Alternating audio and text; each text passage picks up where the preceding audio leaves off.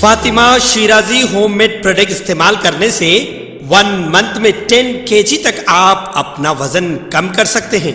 सबसे कम दाम में वेट लॉस का तरीका हमारे यहाँ मौजूद है, वो भी no side effect, no diet, no exercise के साथ। आज ही कांटेक्ट करें फातिमा शिराजी होममेड प्रोडक्ट से और अपने आप को खूबसूरत बनाएं। Fatima Shirazi homemade product, golden heads colony, pillar number 213, Rajendra Nagar, Hyderabad 8142877400। MLA government whip Balka Suman Mancherial जिले तेलंगाना टीआरएस पार्टी राष्ट्रीय समिति सदर मुंतखब किए जाने पर एमएलए गवर्नमेंट विप बलका सुमन को जिले मंचिरियाल के राष्ट्रीय समिति के एजाज से नवाजे जाने पर एमएलए गवर्नमेंट विप बलका सुमन ने वजीर इंदिरा किरण रेड्डी के हमरा प्रगति भवन पहुंचकर चंद्रशेखर राव का शुक्रिया अदा किया और फूलों का गुलदस्ता पेश किया। इस मौके पर टीआरएस कायदीन अवाम उन्नास की जानिब से तेलंगाना चीफ मिनिस्टर के चंद्रशेखर राव, वजीर केटीआर का शुक्रिया अदा किया। टीआरएस कारकुनों में खुशी की लहर देखी गई। हैदराबाद के पुराना शहर में सेलफोन के मसले पर 2 सगे भाइयों के दरमियान शुरू होने वाली लड़ाई चाकू जनी तक पहुंच गई। इस लड़ाई में छोटे भाई ने बड़े भाई पर चाकू से हमला करते हुए जख्मी कर दिया। ये अफसोसनाक वाकया चंद्रायन गुट्टा पुलिस स्टेशन के हुदूद में वाक़े जमाल बंडा में पेश आया। तफसीलात के मुताबिक 26 साला जावेद और 22 साला आसिफ 2 सगे भाई हैं। कुछ दिनों से बड़ा भाई छोटे भाई का सेलफोन इस्तेमाल कर रहा था। फोन वापस देने के मामले में उन दोनों में झगड़ा हो गया और छोटे भाई आसिफ ने गुस्से की हालत में जावेद पर चाकू से हमला कर दिया। बताया गया है कि इस हमले में जावेद जख्मी हो गया। उसे इलाज के लिए उस्मानिया हॉस्पिटल मुंतकिल कर दिया गया, जहां उसकी हालत खतरे से बाहर बताई गई है। पुलिस ने मुकदमा दर्ज करते हुए तहकीकात का आगाज कर दिया है। टीआरएस पार्टी की जानिब से रियासत के मुख्तलिफ अजला के जिले सुदूर के नामों का ऐलान करते हुए अहकामात जारी किए गए हैं। जिले निर्मल टीआरएस सदर की हैसियत से रुकने असेंबली मधोल जी विठल रेड्डी को नामजद किया गया, जिस पर भैंसा टीआरएस दफ्तर व गडना भवन में जबरदस्त जश्न मनाते हुए Bhainsa AMC chairman Krishna, senior TRS कायद जी मुरली गौड़, साबिका काउंसलर बाशेट्टी राजन्ना, नुमाइंदा जिला परिषद नायब सदर नशीन एजाज अहमद खान, साबिका नायब सदर नशीन बल्दिया टी रामू, रमेश मुजे कुप्टी, नुमाइंदा सरपंच खालिद खान, मोहम्मद इकबाल, सैयद आला हाशमी, साइनाथ बूझाराम व दीगर ने रुकन असेंबली जी विठल रेड्डी की शॉलपोशी और गुलपोशी करते हुए उन्हें मिठाई खिलाते हुए मुबारकबाद पेश की। मुल्क में कोरोना इन्फेक्शन के मामलों में मुसलसल इजाफा हो रहा है। जुमेरात की सुबह तक गुज़िश्ता 24 घंटों में कोरोना के 2,86,384 नए मरीज सामने आए। इस दौरान कोरोना को शिकस्त देने वाले अफराद की तादाद 3,06,357 हो गई। ताहम इस अरसे में 573 कोरोना मुतासरीन की मौत हो गई। जुमेरात की मरकजी वजारत सेहत के जारी करदा एदाद-ओ-शुमार के मुताबिक मुल्क में कोरोना से सेहतियाब होने वालों की कुल तादाद 3,76,77,328 है। इस अरसे के दौरान कोरोना से सेहतियाबी की शरह में मामूली बेहतरी के साथ ये बढ़कर 93.33% हो गई है। मुल्क में फाल मरीजों की तादाद 22,02,472 हो गई। रोजाना इन्फेक्शन की शरह 19.59% है। ICMR के मुताबिक गुज़िश्ता 24 घंटों में 14,62,000 से ज्यादा टेस्ट किए गए। अब तक कुल 72 करोड़ 21 लाख टेस्ट हो चुके हैं।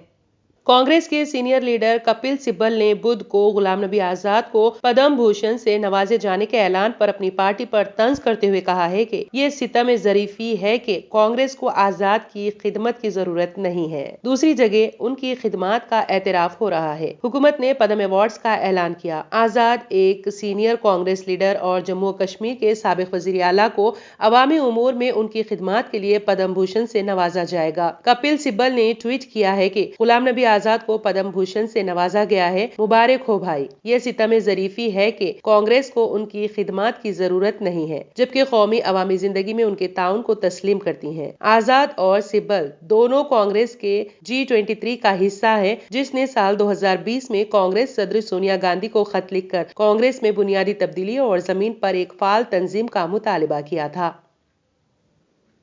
यूपी की सीतापुर जेल में बंद समाजवादी पार्टी के रुकन पार्लियामेंट आजम खान को अदालत से बड़ी राहत मिली है।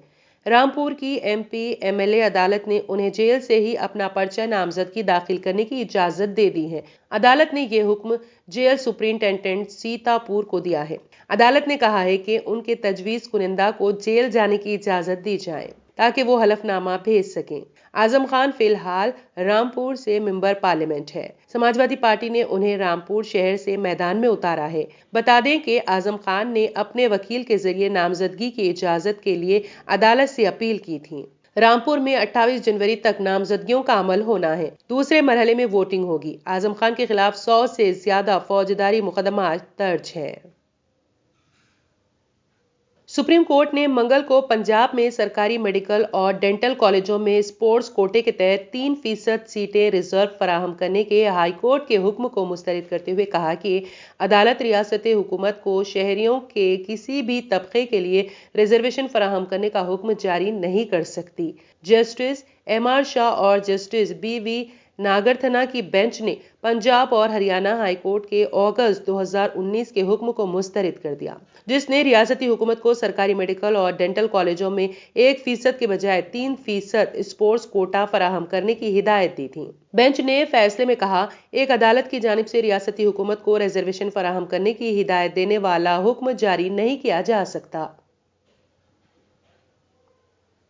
दुनिया के सबसे बड़े फौजी इतिहाद नेटो को सर्द जंग वाली जहनियत और नजरियाती तासुबात छोड़कर अमन और इस्तेहकाम के लिए काम करने की जरूरत है। ये कहना है चीन की वजारत खारजा के तर्जुमान लेजियान जाओ का, जो यूक्रेन के तनाज़े पर अमरीकी नायब वजीर खारजा के हालिया बयान पर रद्द अमल दे रहे थे। वाज़ेह रहे कि अमरीकी डिप्टी सेक्रेटरी खारजा वेंडी शर्मीन ने रूस की जानिब से यूरोप में नेटो के फैलाव पर खदगन लगाने की दरख्वास्त को रद्द कर दिया था। उधर अमरीकी सदर जो बाइडेन ने तनबिया की है कि अगर रूस ने यूक्रेन पर हमला किया तो वो सदर व्लादिमीर पुतिन के खिलाफ जाती पाबंदियां लगाने पर गौर करेंगे।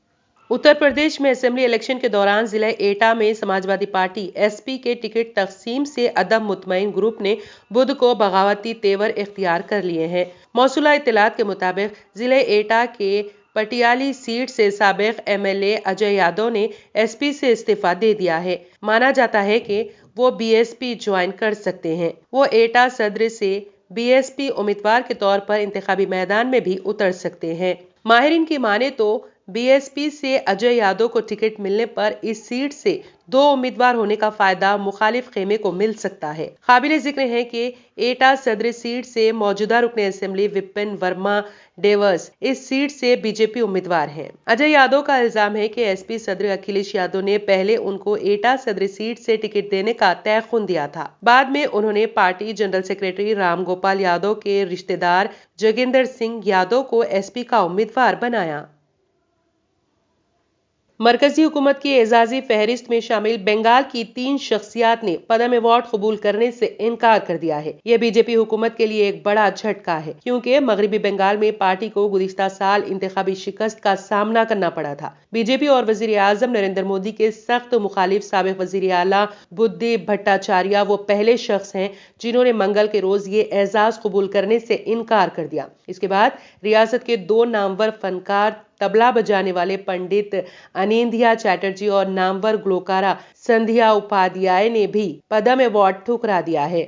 8 दहाइयों पर मुहित ग्लोकारी का करियर रखने वाली 90 साला संध्या मुखोपाध्याय ने चौथे आला तरीन शहरी एजाज पद्मश्री को कबूल करने से इनकार करते हुए कहा कि ये अवार्ड उनके खत के किसी फर्द के लिए मौजूद नहीं है, बल्कि एक जूनियर फनकार के लिए दुरुस्त है। मुखोपाध्याय की बेटी सोमी सेन गुप्ता ने कहा कि जब दिल्ली से अवार्ड के लिए कॉल आई तो उनकी वालिदा ने सीनियर अफसर को बताया कि इस उम्र में अवार्ड पेश किए जाने पर वो अपनी तौहीन महसूस कर रही है। सेन गुप्ता ने कहा, कोई जूनियर आर्टिस्ट पद्मश्री का ज्यादा मुस्तहक है, ना कि गीताश्री संध्या मुखोपाध्याय। ऐसा उनके खानदान और उनके गानों के चाहने वालों को महसूस होता है। बंगाल की बेहतरीन गुलकारों में से एक संध्या 2011 में मगरबी बंगाल का सबसे बड़ा शहरी अवार्ड बंगो भूषण और 1970 में बेहतरीन खातून प्लेबैक सिंगर का नेशनल फिल्म अवार्ड हासिल हुआ था।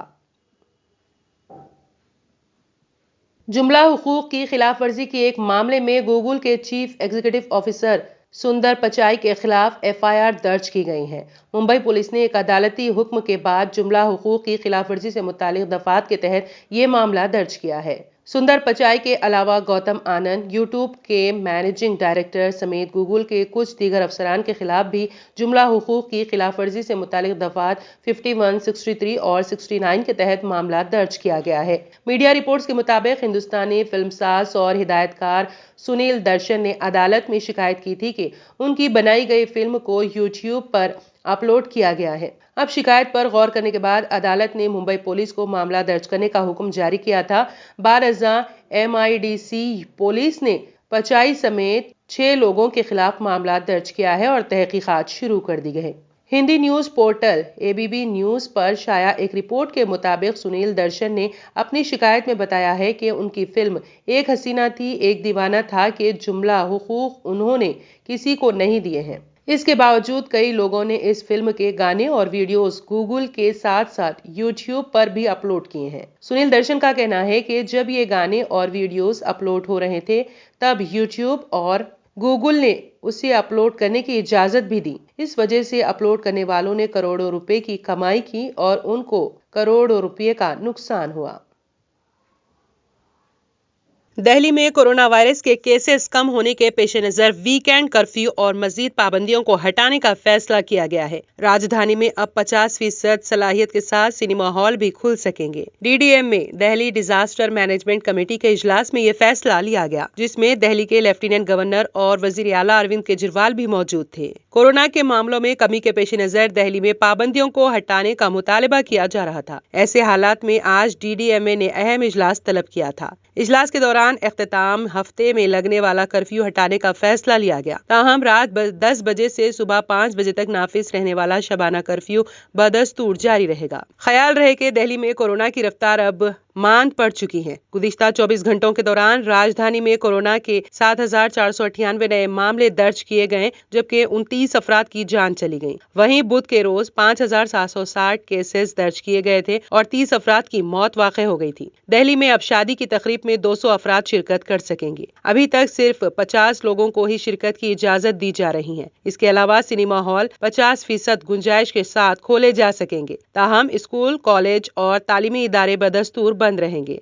क़ब्ल अज़ीं जुमेरात के रोज दिल्ली के वजीर सेहत सत्येंद्र जैन ने कहा था कि दिल्ली में कोरोना वायरस के हालात काबू में आ रहे हैं। उन्होंने कहा था कि यौमिया दर्ज होने वाले मामलों में गिरावट आएगी और ये तादाद 5,000 से कम हो सकती है। वहीं दिल्ली के वजीर आला अरविंद केजरीवाल ने भी कोरोना के नए मामलों में कमी के दरमियान मंगल के रोज कहा था कि कोरोना का जोर बढ़ता है तो मजबूरन पाबंदियां आयद करना पड़ती हैं। जल्द ही हम पाबंदियों को हटाएं और आपके मामूलात जिंदगी को बहाल करने की कोशिश करेंगे।